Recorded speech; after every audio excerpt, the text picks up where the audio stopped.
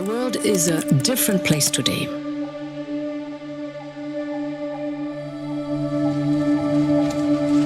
We cannot ignore the global security issue that could impact millions around the world. Without immediate action to support developing countries, inequalities and poverty will deepen, not to mention the geopolitical divide. We're on the cusp of not only a climate catastrophe, but also an economic catastrophe. The inflation rate soaring to its highest level in 30 years. Costs are going up everywhere. Food, electricity, water, medicine. It's a very pressing situation. But we're dealing with 7.8 billion people on Earth that need and rely on this supply chain system. We are challenged by the number of people in need. And these people are suffering in such a devastating way. They can't, how are they supposed to get through the day? No, don't be sorry. We all know that we're past the point of no return. We lost 60% over to recycle, 9% of It's really a horrifying situation, and as a world, technological disruption, incredible inequality, and a planetary emergency.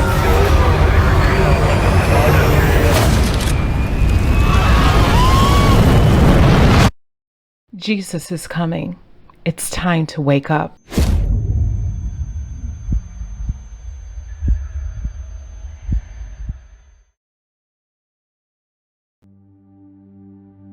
Bible prophecy, much like a puzzle, is made up of many pieces that fit together to illustrate a larger picture. Even before the puzzle is complete, the larger picture becomes clearer and more distinct as the final pieces are set in place. As we look with bated breath on all the events transpiring around us, may we come to the realization that prophecy's grand puzzle is almost complete.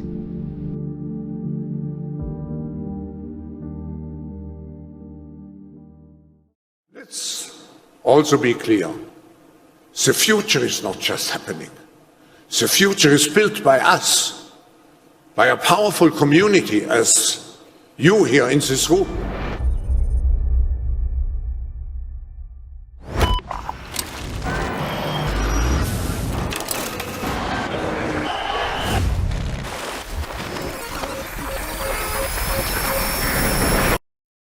The Great Reset. Great Reset. The Great Reset. the Great Reset. Great Reset. The Great Reset. The Great Reset. The Great Reset. The Great Reset. The Great Reset. The Great Reset. The Great Reset. Time to reset our policies and to work jointly for a peaceful and prosperous world. Whenever a government claims to have the people's interest at heart, you need to think again. In the entire history of mankind, there has never been a political elite sincerely concerned about the well-being of regular people. What makes any of us think that it is different now? If the age of enlightenment has brought forth anything, then certainly this. Never take anything any government tells you at face value. Always question everything any government does or does not do. Always look for ulterior motives and always ask, cui bono, who benefits? Whenever a political elite pushes an agenda this hard and resorts to extortion and manipulation to get their way, you can almost always be sure your benefit is definitely not what they had at heart. And what we're seeing in the world today, I think, is we are on the brink of a dramatic change where we are about to, and I'll say this boldly, we're about to abandon the traditional system of money and accounting and introduce a new one. I'm really afraid that we are running into a global recession with a tremendous effect, not only about on climate protection and climate action, but of the global stability at all. It's a hurricane. Right now it's kind of sunny, things are doing fine. Everyone thinks the Fed can handle this. That hurricane is right out there down the road coming our way. In order to effectively establish a monetary system that will prevent buying and selling, as mentioned in Revelations 13, a current fiat system must come to an end. This will result in the establishment of the new economic order. And the new one, the new accounting, is what we call blockchain. It means digital. It means having a almost perfect record of every single transaction that happens in the economy. Looking forward, rapid changes are taking place in the global monetary system that may affect the international role of the dollar in the future.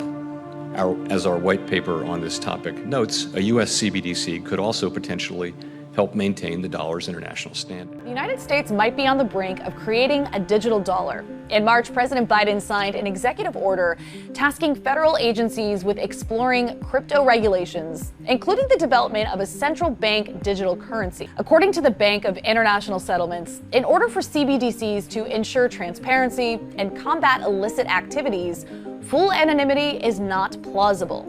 CBDCs can also be programmed and personalized to only be spent on specific items or within a limited time frame. This function is called programmability. Say a government wants to distribute aid to people after a natural disaster, right? So in theory, the way programmable money would work is okay, so I'm distributing this aid and you can only use this money for food or clothing or medicine, but you can't use it to go buy cigarettes. But the other side of that, I think, which people are concerned about is can you use that programmable money to block certain people out of the financial system or restrict their freedom in some way? I think that makes a lot of people very deeply uncomfortable. And that no man might buy or sell, save he that had the mark, or the name of the beast, or the number of his name. We talk about programmability of digital money as this really exciting thing when it's in the hands of the individual. And now we're starting to realize that as long as governments want to get involved with this too, this could be a very chilling tool in the hands of government, but they could further curtail the choices of individuals in terms of what people are allowed to spend their money on. I don't think a lot of people were thinking about programmable money could mean that it's dictated to me on how I spend my money that I've earned. So programmable money means that, like you said, Naomi, the government could have a say in how the money is spent. It also means that the money could expire. And it also means that, the government has full visibility into all the transactions that are made. So this is very scary. For example, in cash, we don't know, for example, who's using a $100 bill today. We don't know who is using a 1,000 peso bill today. A key difference with the CBDC is that central bank will have absolute control on the rules and regulations that will determine the use of that expression of central bank liability. And also we will have the technology to enforce that. And he had power to give life unto the image of the beast, that the image of the beast should both speak and cause that as many as would not worship the image of the beast should be killed. Clearly, we are witnessing right now the Chinification of Europe, because we see what is happening in China right now with the social credit score, where the government is monitoring and surveilling all the people from the beginning to end. Everything that they do, everything, everywhere where they walk, they control everything and they watch everything. All these things that are creating a system that will monitor, control, supervise, and condition the rights of all the European citizens. The establishment of a global digital surveillance system will serve as a means to identify and ultimately isolate those that refuse to go along with the system. Government officials claim the Smart Citizen Wallet app will work much like a grocery store rewards program. Those who recycle, conserve energy, and use public transportation, for instance, will earn a higher rating along with points they can apply toward prizes, all for being good citizens. So we have within our business something called AMAP, which is a mapping, so think Google Maps or Waze, plus travel destination business. And so what we're going to do is allow people to first calculate the best route, the most efficient route, and also the most efficient form of transportation. And then if they take advantage of those recommendations, we'll give them bonus points that they can redeem elsewhere on our platform. Wow. So they're incentivized to do the right thing, even if they were provided with the opportunity to decide to do the wrong thing. A similar system is already in use in Rome, with citizens in Bologna expected to have access in September. after the completion of its current trial phase. An official behind the digital incentive program stresses use of the app will be entirely voluntary, while critics warn it's eerily similar to the non-voluntary social credit system in China. We're developing, through technology, an ability for consumers to measure their own carbon footprint. What does that mean? That's where are they traveling? How are they traveling? What are they eating? What are they consuming on the platform? So, individual carbon footprint tracker. When the government knows everything about you, where you go, what you eat, where you enter, that's the tyrannical system. And we've seen this system being implemented right now under the leadership of Ursula von der Leyen, slowly but surely in the European Union. You may not have realised it when you were out shopping, but facial recognition software is being increasingly used by some of Australia's big retailers. Many are using CCTV to store data on you, according to consumer group Choice. This is technology that actually takes a digital image of your face, it scans it and it identifies it. I mean, it doesn't necessarily at that point know who you are, but it does sort of form a profile. It will then match it to other profiles in a database and it will store that information. So it means if the computer, the technology thinks that you've been somewhere before that's recorded in that database, it will put those two records together and it will continue to do that over time. As in times past, the followers of Christ will be hunted like beasts of prey. They will be condemned as rebels, as foes of religion, and pests to society. One scan of your face and your whole identity can be revealed. It feels like it's like an invasion of privacy sometimes. It doesn't make me feel safe. It doesn't feel good to be watched. Facial and number plate recognition technology is about to be rolled out in the CBD, matching faces to databases provided by the government or private companies. It'll give police unprecedented power to track and arrest suspects. What we don't know is what they're then doing with those images. Certainly lots of people that we surveyed are concerned that this will be used to create profiles.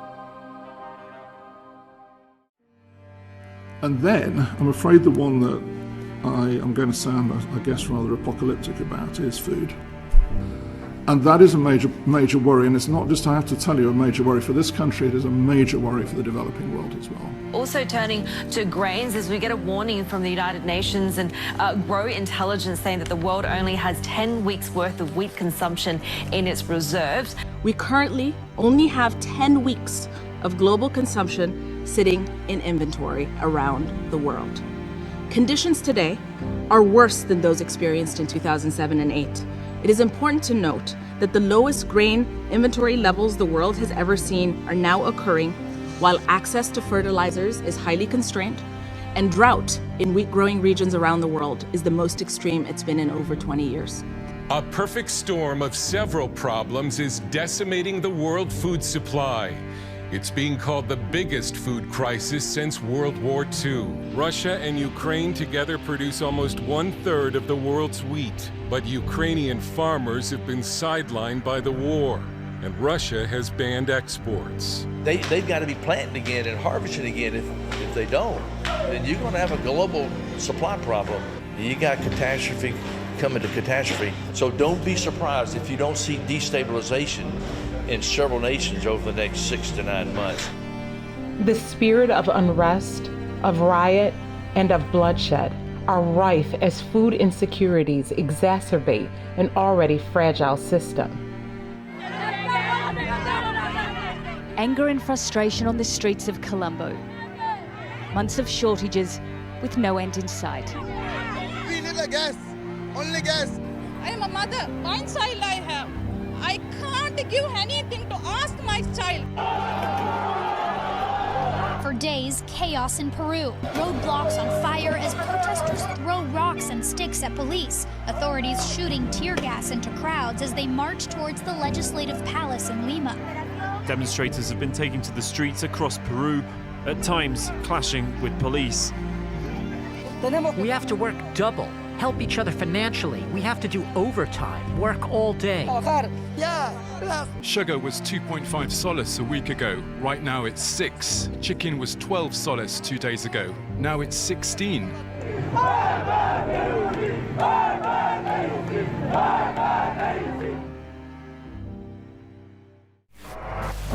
We must go from harming our planet to healing it. We must protect what we have and bring back what we lost to advance to a more sustainable future where everyone can thrive. Humanity has come together before to prevent environmental catastrophes. We have helped repair the ozone layer. We have restored millions of hectares of land and marine ecosystems, protecting thousands of species. And we've banned dangerous pollutants, saving countless lives. Let those victories be the torches that ignite more action and illuminate the path to a world in which we are once again at peace with nature. And he doeth great wonders, so that he maketh fire to come down from heaven on the earth in the sight of men. The fire here mentioned in Revelation 13 that comes down from heaven is calculated not to burn, but to deceive. Wildfires are raging and reservoirs are draining, and it's not even summer yet. We knew climate change would stress our water supplies, and we've been preparing for it, but we did not know it would happen this fast. For the first time ever, officials in Southern California are declaring a water shortage emergency, warning they only have a little more than half the water needed to get through the rest of the year. As natural disasters increase, the faith community will unite to declare that these calamities are the judgments of God upon the earth, and that men are offending God by the violation of the Sunday Sabbath. 40 religious leaders gathered at the Vatican on Monday to add their voice to the growing chorus calling for world leaders to take real action to tackle the crisis. I call on all young people, regardless of their religion, to be ready to fight against any action that may damage the environment or increase the climate crisis. Together, faith and science, people of different faith can transform fear in hope, anxiety in confidence, inaction into action. Their solution? Sunday worship enforced by law, which is the mark of the Roman Catholic Church, the beast of Revelation. Ha ridotto l'inquinamento e ha fatto riscoprire la bellezza di tanti luoghi liberi dal traffico e dai rumori. Ora con la ripresa dell'attività tutti dovremmo essere più responsabili della cura della casa comune. Probably we should be debating a bill requiring every American to attend a church of their choice on Sunday to see if we can get back to having a moral rebirth.